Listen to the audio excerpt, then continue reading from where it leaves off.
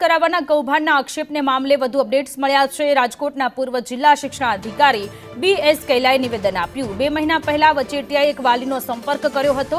4 દિવસ પહેલા વાલીએ મારો સંપર્ક કર્યો। વચેટિયા રૂપિયા લઈ પાસ કરાવતા હોવાની જાણકારી હતી।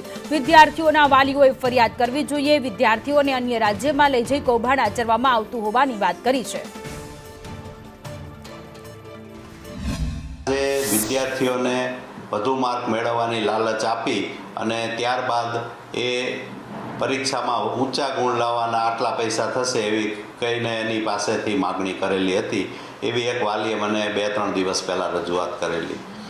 હકીકતે એ લોકો એ એજન્ટો છે આવા વાલીઓનો સંપર્ક કરી અને 4-6 મહિના પહેલાં એના આધાર કાર્ડ બદલીને બીજા રાજ્યના સેન્ટરોમાં પરીક્ષા આપવાની વ્યવસ્થા ગોઠવાઈ જશે એવું કહેતા હોય છે।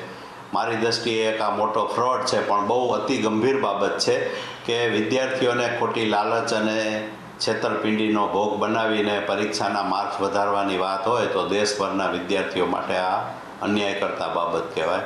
આવું થાય છે તો શું, તો મેં એમને ફરિયાદ કરવાની સલાહ આપેલી અને આવું કોઈ બીજા વિદ્યાર્થીઓ વાલીઓ ભોગ ન બને એટલા માટે જાહેર થવું બહુ જરૂરી છે।